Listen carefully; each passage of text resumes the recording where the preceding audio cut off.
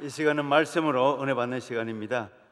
뉴저지 하나님 교회를 섬기시는 이학권 목사님께서 나오셔서 일어나는 여호와의 바람이라는 제목으로 말씀 전하실 때에 큰 은혜 받으시기 바랍니다.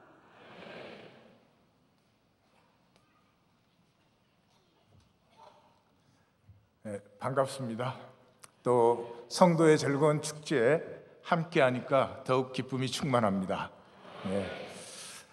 사무엘상 16장과 17장은 사실은 구약의 분수령을 이루는 그러한 장입니다. 구약은 다윗을 기다리는 책입니다. 오랫동안 기다렸던 다윗이 드디어 등장하는 그런 장면입니다. 근데 그 배경은 이렇습니다. 지중해 첫 문명이 미케네 문명입니다. 크레타 섬에. 그런데 그 유럽 대륙 안쪽에는 도리아인들이 일어나서 이 사람들은 세계 최초의 철기 문화를 가졌던 사람입니다. 그러니까 철기 문화를 가졌으니까 청동기 문화를 그냥 파죽지세로 깨고 내려와서 이 크레타 섬을 점령하게 됩니다. 그래서 미케아 문명의 사람들은 흩어져서 아프리카 북부, 그 당시 애굽, 그리고 많은 일부가 팔레스타인 쪽으로 들어오게 됩니다. 이것이 약 한 BC 1200년경에 일어나는 일입니다.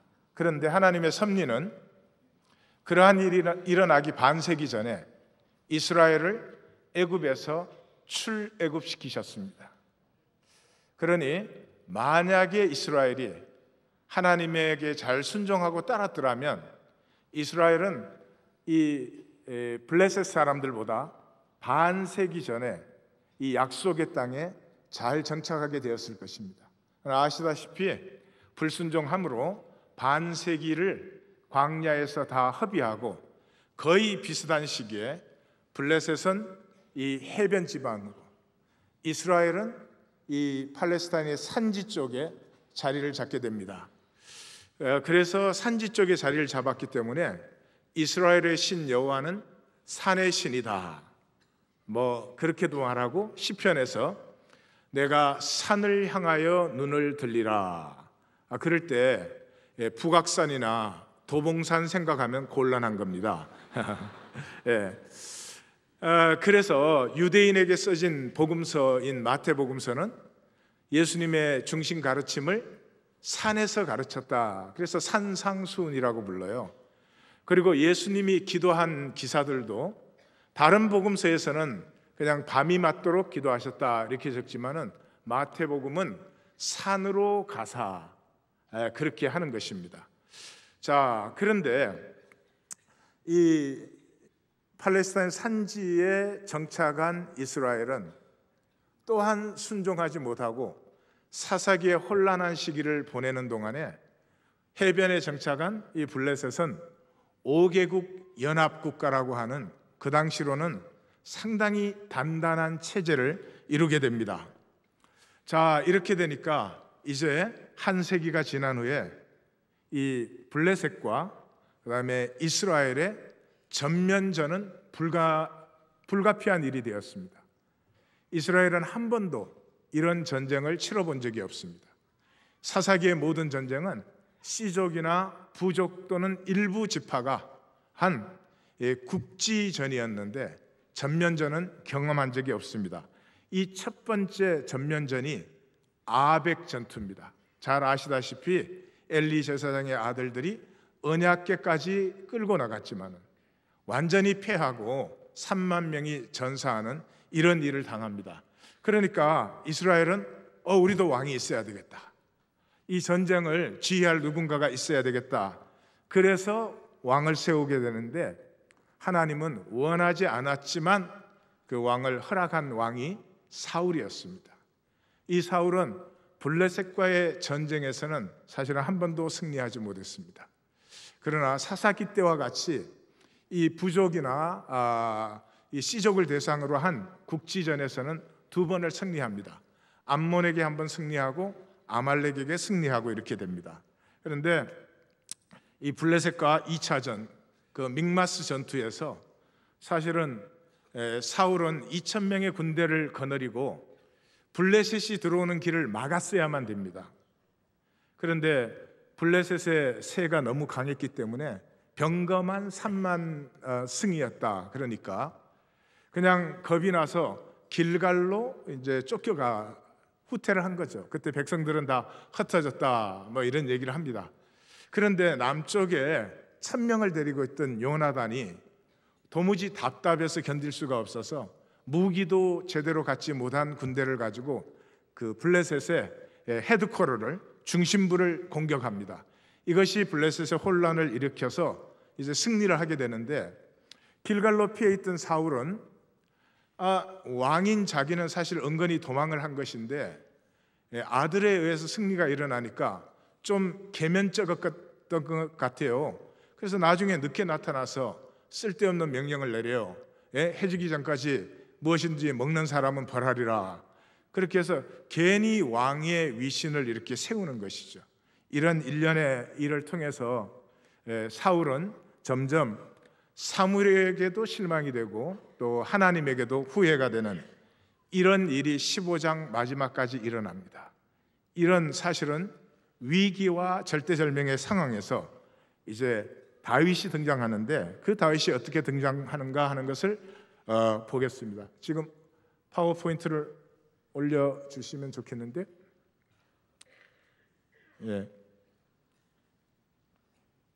노트가 감사합니다. 16장 어디를 올리셨습니까? 2번 현상 레이더에 잡히지 않는 그 길을 좀 올려주시면. 그 다음. 감사합니다.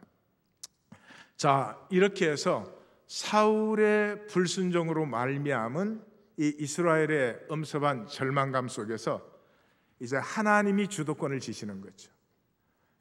사울이 불순종하는 그 역사의 시간을 끝내고 하나님이 주도하는 시간이 들어옵니다. 이것은 현상의 레이더에 잡히지 않는 그런 시간이에요. 그래서 하나님의 주권이 나타나는 것을 본문은 아주 잘 보여줍니다. 채워라, 가라, 보내리니 보았느니라. 하나님이 주어가 된 강세 사역 동사가 연달아서 다다다닥 나오기 시작합니다. 그래서 성경을 읽을 줄 아는 분들이라면 이제까지와 다른 어떤 반전이 일어나겠구나 하고 기대하기 시작하는 것입니다. 그 드라마를 보실 때는 아주 잘 알아요.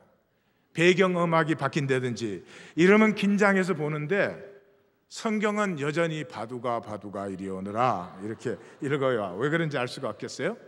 자, 이 레이더에 잡히지 않는 하나님의 역사는 단 둘만 알고 있습니다. 하나님과 사무엘만 아는 것입니다. 하나님과 사무엘만 아는 이 역사를 아는 사람이 또 하나 있습니다. 누구죠? 질문을 했더니 온 천하가 잠잠해지는군요. 하나님과 사무엘 외에 또 하나 아는 사람이 있어요. 누구죠? 우리예요. 성경을 읽는 우리예요.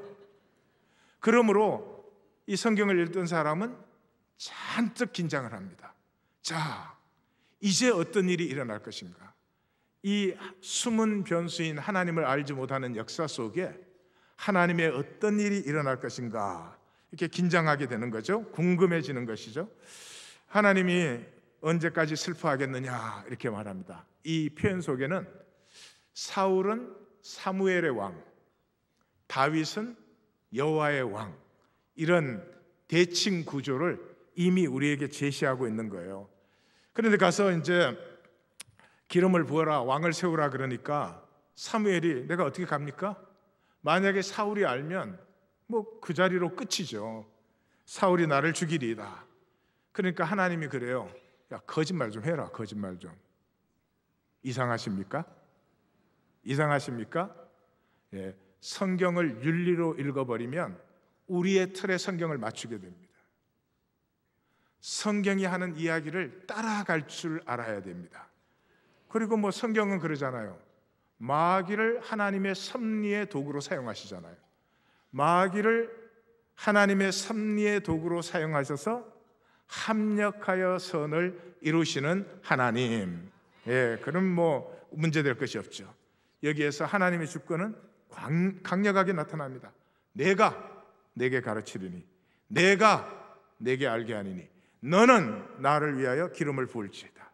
자, 이렇게 해서 사무엘은 드디어 이 유다 지파로 내려가기 시작합니다. 시작이 그렇습니다. 사무엘이 여호와의 말씀대로 행하여. 베들레헴의 이름에 노트를 계속 좀 올려주시면 감사하겠어요. 아직도 레이더에 잡히지 않고 있군요. 큰 2번에 1번으로 들어갔습니다. 자, 2번으로 넘어갔으니까 저도 그냥 넘어갈게요. 자, 사무엘이 여호와의 말씀대로 행하여 그러실 때, 사무엘은 당연히 순종하는 사람이니까 이렇게 읽으시면 성경 읽을 줄 모르는 거예요. 이제까지 불순종의 역사가 계속 일어났는데 이제는 순종의 역사가 일어나고 있다 하는 것을 사실은 굉장히 대조적으로 보여주고 있죠. 그래서 그 성읍에 도착하니까 뭐 긴장감이 팽팽하죠. 사무엘은 사울의 사람입니다. 사울의 사람이 유다 지파에 나타난 것입니다. 성읍이 다 긴장해서 평강을 위하여 오십니까? 그러니까 평강을 위함이라 와서 계속 좀 넘겨주시면 좋겠어요. 평강을 위함이라 와서 나와 함께 제사하자 하고 이새와 그 아들들을 청했다, 이렇게 되어 있습니다. 그러니까 이 성경을 따라오시는 분은 이게 좁혀지는 스파트라이트. 처음에 유다에서 베들레헴, 베들레헴에서 장로들 중에서 이새 중에서 7 아들로 이렇게 집약이 된 것입니다. 그럼 벌써 이제 궁금해집니다. 7 중에 누구일 것이냐? 7 중에 누구일 것이냐? 이렇게 읽는 것을 성경을 읽는다 그러는 것입니다. 자, 그러는데 그 사무엘 앞에 이새는 이미 아들들을 준비를 많이 시켰습니다. 나중에 17장에서 보면은 이 아들들을 성공시키고 출세시키기 위해서 훌륭한 지휘관감으로 훈련도 많이 시키고, 그것을 위해서 위에 상관들에게도 적절한 관계를 잘 유지하고 있는 것을 볼 수 있습니다. 그래서 자랑스럽게 첫 아들부터 제시를 딱 했습니다. 그 엘리압을 보는 순간에 키도 늠름하고 장대하고 준비도 잘 되었고, 그래서 사무엘은 보고 과연 주님께서 택하시는 자가 여기 있도다 이렇게 생각을 하는데, 하나님께서 아니야, 나는 중심을 봐 이럽니다. 여기 우리는 중심인데 heart라는 말입니다. heart. What do you have in your heart? 우리 모든 종교 행위를 얼마든지 할 수 있습니다. 그러나 내 하트에, 내 심장에 무엇이 있는가? 중심의 진실이 무엇이냐? 이것은 또 하나의 다른 문제가 되는 것입니다. 여기에 여호와께서 하트를 보신다 할 때는 무슨 하트가 순결하고 선하고, 물론 그런 것도 있을 것입니다. 그러나 사무엘서를 읽어온 사람이라면 대번에 여기서 감이 딱 잡히는 것입니다. 뭐라고요? 사무엘서를 시작할 때 이 사무엘서 내지 구약 전반을 걸치는 어떤 상징적 표징으로 한나의 노래가 펼쳐졌습니다. 한나의 노래가 펼쳐졌습니다. 한나의 노래는 무슨 노래입니까? 이 현상 세계의 부조리한 구조, 이 현상 세계의 거짓된 구조, 그 구조 속에 하나님의 통치하심이, 하나님의 개입하심이 나타남으로 말미암아 억눌리고 억울하고 상처받고 아픈 심령들을 위로하시며, 하나님이 그들 속에 주신 생명, 그 생명 속에 있는 복과 다스림의 권세가 회복될 것을 한나는 노래하고 있었습니다. 그러면 이 사람은 단순히 깨끗한 할트가 아니라 하나님의 반전을 기다리는, 다시 말하면 이 세상에서 아무리 출세를 한다고 해도 그것으로 만족할 수 없는 하나님의 신원하심이, 하나님의 공평하신 의가 모두에게 나타나기를 기다리는 heart.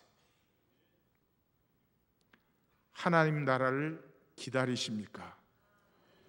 아멘. 그렇습니다. 우리는 하나님의 나라를 기다리는 사람입니다.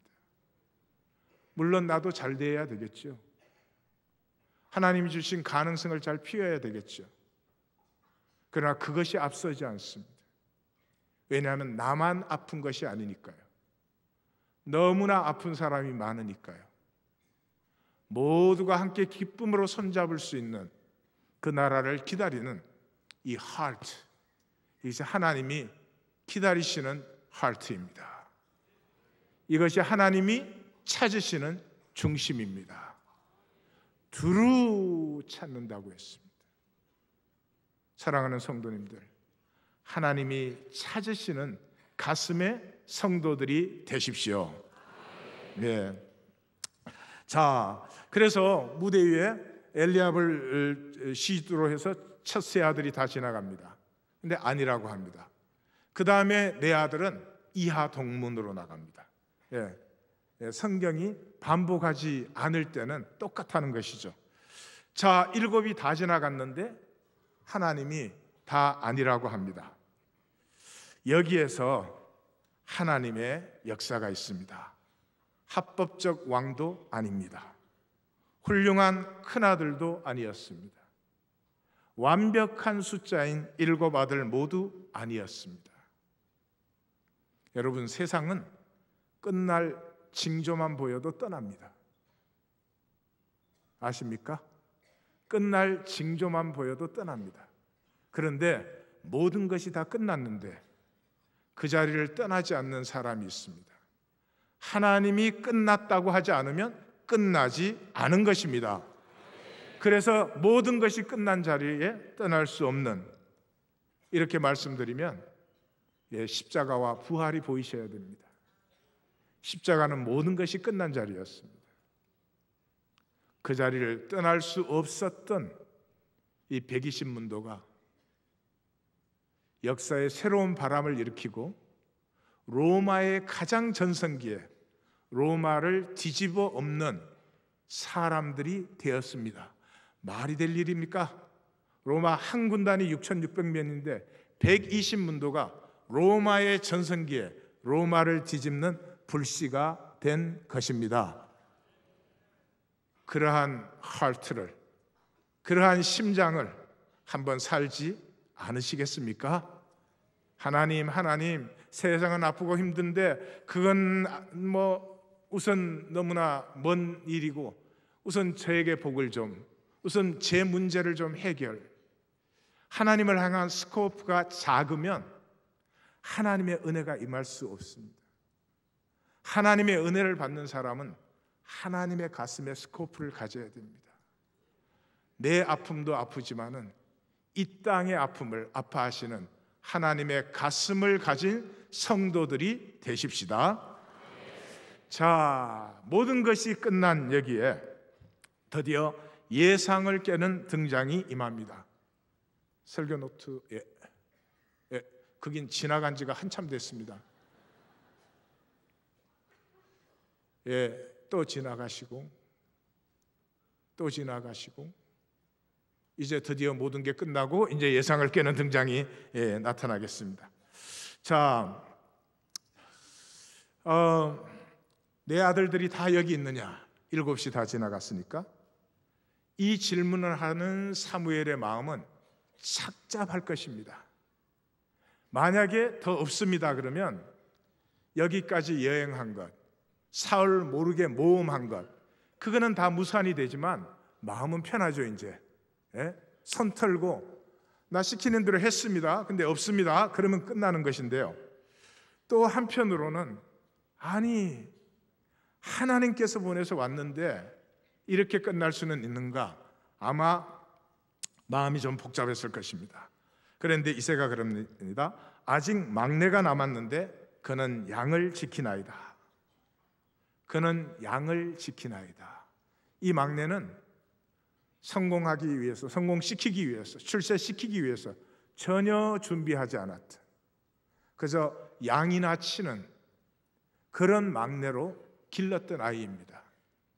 여기에 하나님의 역사가 있습니다. 여러분, 그리스도인은 어떤 사람입니까? 여러 가지 의미가 있겠지만 저는 그리스도인이야말로 싱싱한 사람, 싱그러운 사람, 청초한 사람이다, 그렇게 생각을 합니다. 무언가 생명 냄새가 나는, 아이들은 귀엽지 않습니까? 아직 생명이 충만하니까. 그런데 이 생존 세계를 살아갈수록 그냥 그 싱그러움은 잃어버리고 살아갈수록 아이들에게 물어보세요. 모든 아줌마의 얼굴은 똑같아? 모든 아저씨의 모습도 이하동문? 아닙니다. 아닙니다. 생명의 사람은 나이를 먹어도 싱그러움을, 무언가 청초로움을, 무언가 푸르른 기상이 같이 가까이 가고 싶고 무언가 매력이 느껴지는, 그리스도인은 이렇게 청초한 사람들인데 그리스도인이 종교인이 되면 좀 느끼해집니다. 이건 영적으로 가장 주의해야 될 일이라고 생각됩니다. 서로 한번 바라보실래요? 예, 부담스러우시죠? 예. 그래서 이 자연의 야생미를 가진 사람, 그 인간 시스템의 인습적 제도와 논리에 아직 물들지 아니한 사람, 이 세상은 이렇게 말합니다. 좋은 학교 나와야 된다고. 예, 이 사람은 이렇게 말합니다. 좋은 학교 나오는 건 좋은 일이지, 그러나 사람이 사람답고 사람이 사람의 기상으로 충만하는 것은 좋은 학교 나오는 것과 별로 상관이 없을 수도 있지. 생명, 사람이 무엇입니까? 기입니다. 기. 흙으로 사람을 만들고 생기를 그 안에 불어넣었습니다. 기가 눌리면, 기가 눌려버리면 세상 시키는 대로 해야 됩니다. 자기 모습까지도 세상 시키는 대로 해야 됩니다. 그렇게 종노릇하게 됩니다. 아니, 세상을 바꾸어야 될 사람들이, 세상의 거짓 논리와 인습을 타파해야 될 사람들이 세상에 종노릇하게 되는 것이죠. 이 세상의 인습적 논리에 사로잡히지 않은 야생미를 가진 막내가 이제 등장하게 됩니다. 그가 오기까지는 우리가 식사 자리에 앉지 아니하리라. 충만한 일곱과 완전한 삶이 지나간 후에 어린 양치기가 나타납니다. 16장 12절은 이렇게 말합니다. 이에 사람을 보내어 그를 데려오며 그의 빛이 붉고 눈이 뼈 얼굴이 아름답더라. 여호와께서 이르시되 이가 그니 일어나 기름을 부어라. 그러면 그렇지. 하나님한테 쏘은 게 한 번, 두 번이에요? 예, 그러면 그렇지. 아, 외모 안 본다 그랬잖아요. 외모 안 본다고.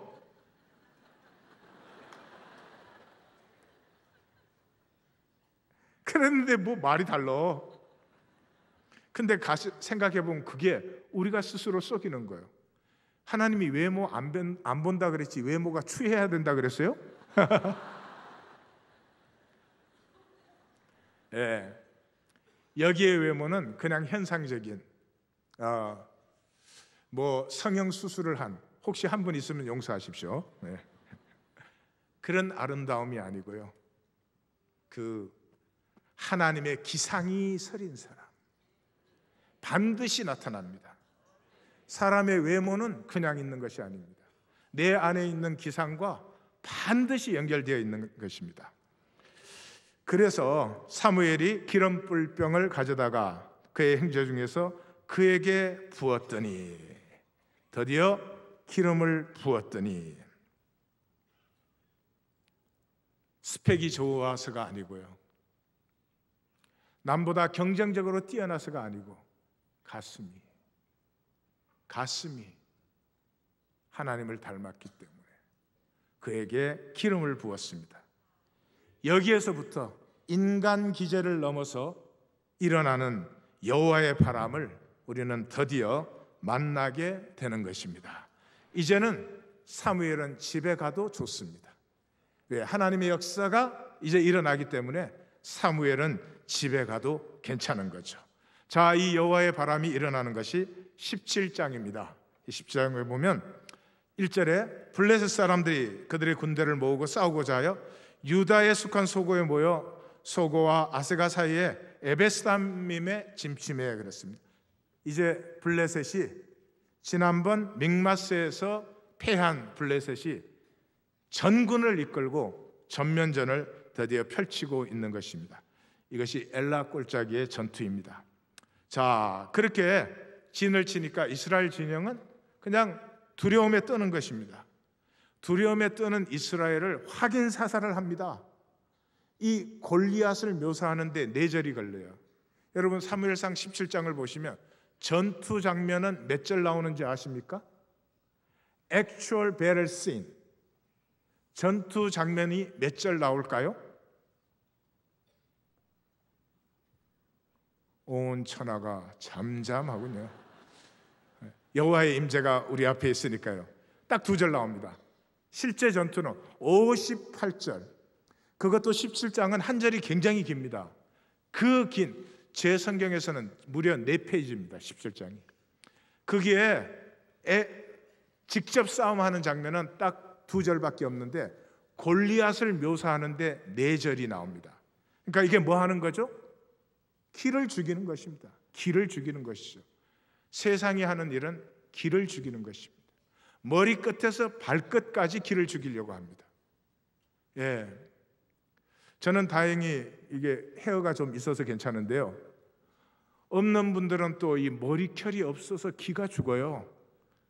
그래서 우리 선배님 중에는 제 머리가 가발이라고 공항에 마중 나와서 제일 먼저 제 머리부터 잡아 당기는 거 있죠. 계속 만져서 제가 한 번에 10,000원 그랬어요. 지금까지 안 내셨어요. 네. 세상은 기 죽이는 것입니다. 별것으로 다 기를 죽여요. 생긴 걸로 기 죽여, 키가 크냐 작으냐로 기 죽여, 가문이 이러냐 저러냐로 기 죽여. 아니 여러분 세상 말 들으면 사람 못 삽니다. 그런데도 신기하죠. 전 세계 대부분은 그 세상 말에 충성을 해가지고 거기에 자기를 끼워 맞추려고 하나님이 창조한 나를 피우는 것이 아니라 세상이 이렇게 해야 성공이야, 이렇게 해야 잘난 사람이야, 이렇게 해야지 뭐 어때, 거기에 자기를 끼워 맞추려고. Trust me. 저를 믿으십시오. 하나님이 창조한 내가 피어나는 것이 세상이 규정한 나로 나를 만드는 것보다 몇만 배가 더 쉽습니다. 세상에 대해서 NO 하시고 하나님의 말씀에 아멘 하십시오. 이 이스라엘 진영은 아멘 소리가 크네요.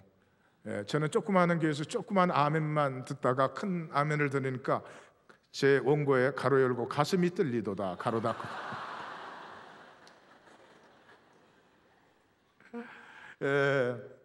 이 블레셋 전면의 진과 골리앗을 보고 온 이스라엘이 듣고 놀라 크게 두려워하니라. 사역 동사가 왜 이런 때 이렇게 나오는 걸까요? 사울의 진영은 허세밖에 없어요. 진이라고는 갇혔는데 가운데는 두려움이 가득합니다. 우리의 모습입니다. 우리의 속이 허할수록 바깥에 뭔가를 내세울 것이 있어야 됩니다. 속이 찬 사람은 바깥에 별로 신경을 쓰지 않습니다. 그리고 속이 하면 feeding the fear each other. 서로 두려움을 북돋워하여 무섭다. 그러면 나도 무섭다. 너도 무섭다. 우리 무섭다. 뭐 이러는 거죠. 불경길에 그래 더욱 어려워. 뭐가 힘들어. 부동산도 안 된대. 뭐 그러고 서로 feeding the fear each other. 그 말할 사이에 하나님을 신뢰하노라. 어렵지만 하나님 안에서 한번 일어서 보겠. 그 말 한마디 하면 얼마나 더 좋겠습니까? 이때 다윗이 등장해요. 다윗이 뭘로 등장하느냐? 배달부로, 런치박스 딜리버리 보이. 제가 뭐 꼭 이런 말은 하고 싶지 않지만 제가 미국 가서 첫 번째 직업이 딜리버리 보이였습니다. 슈퍼마켓에 딜리버리를 했는데 제가 제 실존을 그때 만났습니다. 제가 78년에 미국을 갔으니까 이제 40년 됐는데요. 굉장히 가난해서 공부를 하는데 잡을 2개를 띱니다. 그래서 시간을 맞추다 보니까 마땅한 게 없는데 그 슈퍼마켓에 학교 끝나고 4시에 가서 7시까지 3시간 동안 주문 들어온 그 그로서리를 딜리버리 하는 걸 하는 거죠. 근데 얼마 하고 나니까 그 당시는 팁을 25전 동전, 코로 동전을 줬어요. 근데 가끔씩 1불 주는 집이 있어요. 그래서 이제 딜리버리를 어느 정도 하면은요, 주소만 보면 알아요. 이게 25전짜리인지 1불짜리인지 생판 안 주는 집인지. 근데 사람이 얼마나 치사하냐 그러면요, 1불짜리 주소가 1-2개 있으면 힘이 나요. 저는 제가 꽤 괜찮은 사람이라고 생각을 했어요, 겉으로. 근데 제 실제는 그러했습니다. 근데 그런 경험이 참 좋더라고요. 내가 너무 작고 아무것도 없기 때문에 하나님의 은혜가 간절했습니다. 그래서 딜리버리 보이로 이제 등장을 했는데, 이 성경이 얼마나 재밌습니까? 이 블레셋 진영과 이 골리앗의 기세등등한 이 철갑 병거들, 그 앞에 나타난 것은 조그만한 딜리버리 보이. 강을 꺾는 것은 강이 아닙니다. 약입니다. 저는 제 신학교 때요, 재밌는 경험을 한번 했습니다. 우리 학교 한 중간에 와와라고 하는 세븐일레븐 같은 그런 조그마한 스토어가 있는데, 이제 거기 가서 뭐 샌드위치도 사 먹고 그럽니다. 하루는 이제 샌드위치를 사러 그 길을 갔는데 할머니 한 분이 이제 그 길 들어오셨어요. 그 집에서 무슨 굉장히 안 좋은 일이 있었던 것 같아요. 거기는 쇼핑 카트도 조그만합니다. 그거를 그냥 화가 나셔서 샥샥샥 이래요. 그러니까 사람들이 그냥 안 걸리려고 싹싹 피합니다. 그래서 저도 얼른 가서 샌드위치 받아가지고 캐시어에 돈을 내려고 줄을 섰어요. 그런데 이 무슨 운명의 장난인지 장난의 운명인지 그 할머니가 바로 제 앞에 섰습니다. 저는 굉장히 주님 앞에 겸허한 자세로 서서 딱 있는데, 놀라운 건 할머니 앞에가 젊은 엄마예요. 젊은 엄마가 돌도 안 됐을 애를 이렇게 안고 있어요. 엄마가 애를 안고 있으니까 애는 뒤를 보죠. 이 애는 겁도 없이 할머니를 봐요. 할머니하고 눈을 맞추는 거예요. 근데 벙싯 웃어요. 저는 그 순간에 생각했습니다. 이건 세기의 대전이다. 그런데 제가 여쭤보겠습니다. 할머니가 이길까요? 아기가 이길까요? 몇 초 가지 않습니다. 애가 서너 번 벙칫거리니까 그 녹이 등등 막 충만하던 할머니가 스르르 풀어져 가지고 웃으면서 애를 얼르기 시작했습니다. 저에게는 계시의 순간이었어요. 정말입니다. 계시의 순간이었습니다. 세상은 강한 것을 이기려면 더 강해야 되는 줄 알아요. 아니요. 이 세상의 강함을 꺾는 것은 생명의 유연함입니다. 나사렛 예수 같은, 그렇잖아요. 나사렛 예수는 창녀와 같이 해도, 나사렛 예수가 지저분하게 보이지 않고 창녀들이 함께 아름다워져 버립니다. 하나가 되어줄 수 있는 사람, 세리와 함께하면 세리가 고상하게 보이는 이런 이 생명의 유연함. 자, 그래서 이 다윗에게는 정말 이상한 일입니다. 아니, 이 하나님을 모르는 사람을 왜 두려워해? 이 하나님을 모욕하는 사람을 가만 놔둬도 하나님이 혼내실 텐데, 아니 하나님의 군대가 왜 그걸 두려워하냐 이 말이죠. 이거 바로 현상밖에 안 보이기 때문에. 여호와 하나님, 여호와 하나님 이렇게 부르지만 실제로 보이는 건 현상밖에 안 보입니까? 여러분, 광야 여정에서는 굉장히 재밌는 말이 나오지 않아요? 광야 여정을 시작하는 것이 무리바 사건, 마감하는 것이 무리바 사건이에요. 그런데 무리바라는 말은 다투다는 말이다. 성경이 설명을 해줘요. 뭐를 다투었어요? 우리 중에 여호와께서 계신가 안 계신가를 다투었다고 그렇게 되어 있어요. 그러니까 누구에게는 여호와가 계셨을까요? 갑자기 질문하니 무슨 생각을 하고 저게 질문을 하는지 알아야 대답을 하죠. 그죠? 하나님을 바라보는 사람에게는 하나님이 계십니다. 그런데 광야의 상황, 이 맛없는 만나, 조건만 보는 사람에게는 아무리 하나님해도 하나님의 실제가 아닌 것입니다. 그러니 여호와의 군대라고 하고 여호와의 이름으로 서 있는 그 수많은 사람들은 여호와라는 입술의 이름은 부르지만 여호와의 실제를 전혀 모릅니다.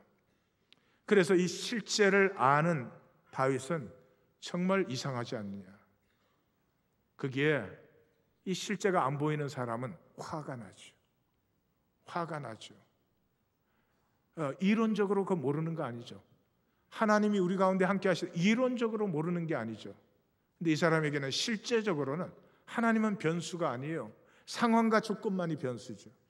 그러니까 그 자기가 무시하는 하나님이라는 변수를 인정하는 그 말이 화가 납니다. 그래서 괜히 화를 내요. 예. 그래서 오늘의 가장 중요한 교훈은 괜히 화를 내지 말자. 예. 그래서 이제 다윗이 사울 앞에 불려갔어요. 사울 앞에 불려갔습니다. 낙담하지 마소서, 제가 싸우겠습니다. 사울이 뭐요? 너 싸울 수 없어. 너는 소년이고 저는 용사야. 보이는 게 조건과 상황밖에 없어요. 세상에 한 번 더 강조하겠습니다. 세상의 조건과 상황은 중요합니다. 그러나 그것은 전부가 아닙니다. 그것을 넘어서는 하나님의 변수를, 세상에는 하나님이 숨겨져 있습니다. 이사야 선지자가 그렇게 말했죠. 이스라엘의 구원자 여호와 하나님은 진실로 숨어 계시는 이로다. 숨어 있는 하나님을 바라보십시오. 실제적인 변수로 간주하십시오. 예, 그러니 다윗은 그럽니다. 내가 사자와 곰을 만났을 때도 하나님께서 건져내었으니. 재밌지 않습니까? 성경이 건져내었다는 말은 구원했다는 말이고, 이 말은 딜리버리라는 말이에요. 그러니까 딜리버리로 등장한 다윗이 하나님이 위험 속에서 항상 나를 딜리버리 하셨으니 이번에도 딜리버리 하리이다. 예, 옆에 분에게 말하세요. 세상에서 가장 좋은 직업이 딜리버리 보이 같아. 그게 또 아무나 하는 게 아니에요. 자, 이렇게 됐는데도 사울은 자기식밖에 몰라요. 투구를 씌우고 갓옷을 입히고 뭐 이럽니다. 사랑하는 성도님들, 하나님을 믿는 거 문제가 아니죠. 그러나 하나님을 믿었으면 우리의 익숙한 자리를 떠야 됩니다. 신앙은 본토 친척 아비의 집을 떠나는 것이에요. 그런데 우리는 주 예수 그리스도의 이름으로 우리의 익숙한 자리를 지키려고 합니다. 말이 좀 이상하죠? 알코올 중독자 아버지 밑에서 자라난 딸은 알코올 중독자 남편과 결혼할 확률이 4배가 높습니다. 이상하지 않아요? 아버지 때문에 그렇게 고생을 했으면 이제는 건강한 남자 만나서 살아야 되겠다 그럴 것 같죠? 안 그렇습니다. 그 낯선 세계는 왠지 부담스럽습니다. 왠지 두렵습니다. 알코올 중독의 세계는 힘들어도 내가 컨트롤할 수 있을 것으로 착각합니다. 그 세계는 내가 견디어온 세계입니다. 어쨌든 내가 지켜온 세계입니다. 왜 우리가 주 예수 그리스도의 이름을 부르면서도 일어나 걷지 못하는지, 왜 우리가 주 예수 그리스도의 이름을 부르면서도 성경의 수많은 얘기는 성경의 얘기일 뿐이고 내 얘기가 되지 않는지, 그렇습니다. 우리는 우리의 자리를 지키려고 합니다. 내가 지킬 수 있는 세계는 참 작습니다. 그래서 삶이 좁쌀처럼 작아지기 쉽습니다. 익숙한 나의 세계를 떠나서 미지의 세계로 들어가는 것이 두렵지만 선하신 하나님을 의뢰하기에 이제는 일어나 걷는, 이제는 본토 친척 아비의 집을 떠나 약속을 향해서 걸어가는 성도님들이 되십시오. 네. 아멘이 이렇게 크니까 참 좋네. 네. 그 내가 원고를 어디 했는지 지금 잊어먹었잖아요. 놀라가지고. 그런데 그 사울의 익숙한 길을 물론 이제 다윗은 따를 수가 없습니다. 그래서 자기의 방식으로 이제 이 골리앗 앞에 서게 됩니다. 골리앗은 빤한 짓을 합니다. 뭐 합니까? 기죽이는 일을 합니다. 그거밖에는 못해. 세상은 오로지 기죽이는 것밖에. 뭐 나를 개로 여기고 막대기로 나왔냐, 뭐 막대기 가지고 나왔냐, 저주하고 뭐 새와 들짐승에게 내 살을 주리라, 뭐 이렇게 말을 합니다. 그런데 다윗은 여호와 하나님, 여호와 하나님, 여호와 그가. 다윗은 여기에 무슨 조건이나 힘이나 상황의 얘기를 하고 있지 않습니다. 이것을 아주 쉽게 번역하면 이런 것입니다. 골리앗 보고, 야, 제가 좀 표준어를 써도 용서하십시오. 너 참 웃기는 놈이야. 야, 덩치 크고 몸무게 많이 나가면 무조건 이겨? 아니, 네가 크고 몸무게 많이 나가면 그냥 이기는 거야? 정말로 넌 아무것도 모르는구나.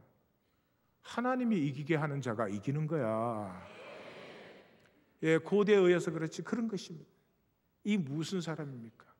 중심에 기상이 살아있는 사람이죠. 이 기상이 살아있는 사람과 기상이 죽은 사람은 게임이 안 됩니다. 그러니까 전투 기절은 딱 두 절이에요. 그냥 골리앗이 나올 때 다윗이 마주쳐 나가며 물맷돌을 던졌더니 그냥 가셨어요. 그냥 가셨어요. 여러분, 기상을 기르십시오. 아무리 상황과 조건이 어떻게 보인다 할지라도 하나님께서 허락하신 조건과 상황입니다.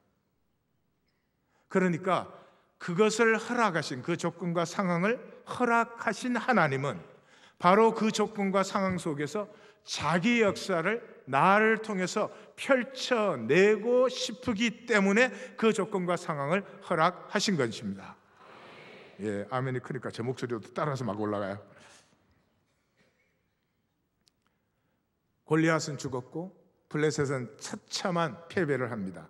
그랬더니 어떻게 돼요? 17장 52절에 이스라엘과 유다 사람들이 일어나서 소리 지르며 사울의 진영이 어떻게 되어 있었죠? 기가 꽉 눌려갖고 움직이지도 못하던 사람들이 기가 확 살아나서 블레셋 진영을 향해서 달려나가기 시작한 것입니다. 그렇습니다. 그리스도인은 누구입니까? 종교적인 생각을 이제는 멈추십시오.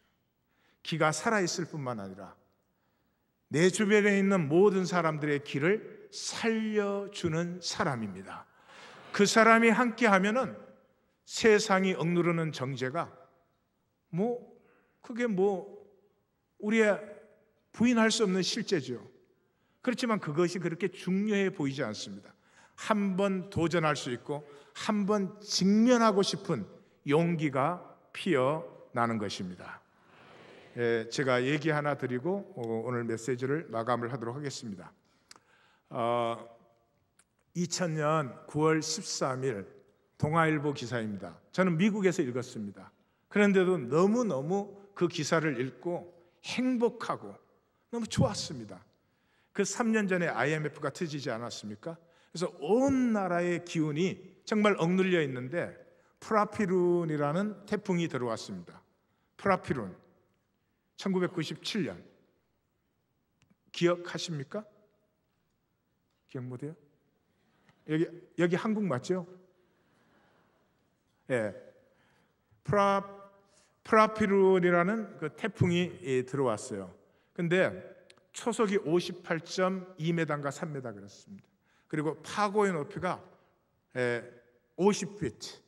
그러니까 배가 파도가 30초 올라가고 30초 내려가는 것입니다. 이게 어마어마한 것입니다. 혹시 놀이공원에 가서 프리폴 타보신 분 있으세요? 없으세요? 그거 타면 거듭납니다. 몇 번 거듭납니다. 그런데 그게 떨어지는 게 미국에서는 2.3초입니다. 근데 한번 제가 떨어져 봤는데요, 23년 떨어지는 것 같아요. 그런데 30초를 올라가고 30초를 내려가는 그 파도 속에서 6시간을, 그 당시 63세 가거도의 어부 고흥산 씨가 6시간을 사투를 벌여가지고 배를 살려서 돌아왔습니다. 항구에 정박되었던 배는 전부가 가루가 되어버렸습니다. 그 기사를 읽을 때 여러분, 그 파도를 배가 마주치는데 조금만 각도가 틀려도 그냥 무너지는 것입니다. 삼켜버리는 것입니다. 정면으로 마주쳐야 됩니다. 그렇습니다. 예수 그리스도의 이름으로 세상의 파도가 아무리 높아도 정면으로 부딪히면 생명이 이기지 조건이 이기지 않습니다. 상황이 이기지 않습니다. 하나님, 이곳에 주의 성도들을 부르셨으니 생기 푸르른 이 역사를 향해서 기상이 뚜렷하고 담대한 하나님의 사람들이 피어나게 하옵소서. 예수님의 이름으로 기도합니다. 아멘.